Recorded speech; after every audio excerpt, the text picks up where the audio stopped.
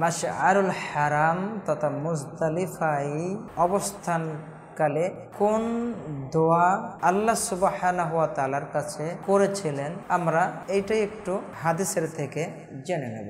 ইসলাম এমন একটি জীবন ব্যবস্থার নাম যেখানে প্রশ্ন করলে এমন কোনো বিষয় নাই যে উত্তর পাওয়া যায় না। মাশআরুল হারাম তথা মুজদালিফার জিকির কি? অর্থাৎ নবীজি সাল্লাল্লাহু আলাইহি ওয়াসাল্লাম হজ করতে যেয়ে মাশআরুল হারাম তথা মুজদালিফায় অবস্থানকালে কোন দোয়া আল্লাহ সুবহানাহু ওয়া তাআলার কাছে করেছিলেন, আমরা এইটাই একটু হাদিসের থেকে জেনে নেব। নবীজি সাল্লাল্লাহু আলাইহি ওয়াসাল্লাম কস অর্থাৎ তিনি যে একটি উটের উপরে আরোহণ করতেন, সেই উটের নাম ছিল কাসওয়া উট।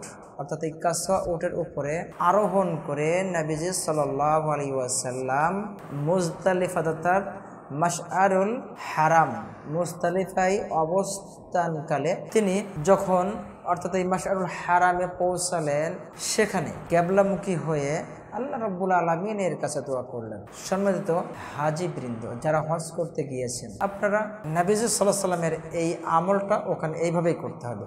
অর্থাৎ কিবলামুখী হয়ে রাসূল সাল্লাল্লাহু আলাইহি ওয়াসাল্লাম দোয়া করলেন। তারপরে কি করেছেন? তিনি তাকবীর পাঠ করেছেন। তাকবীর কি? আল্লাহু আকবার। তারপরে তিনি আল্লাহ রাব্বুল আলামিনের তাওহীদ তথা একত্ববাদের স্বীকৃতি দিয়েছেন। অর্থাৎ সেটা তিনি সেখানে বলেছেন। সেই একত্ববাদটা কি ছিল? লা ইলাহা ইল্লাল্লাহ।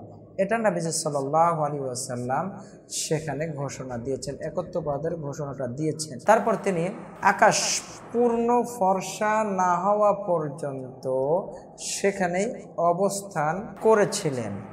অতঃপর সূর্য উদিত হওয়ার পূর্বেই তিনি মাশআরুল হারাম তথা মুজদালিফা ত্যাগ করেন।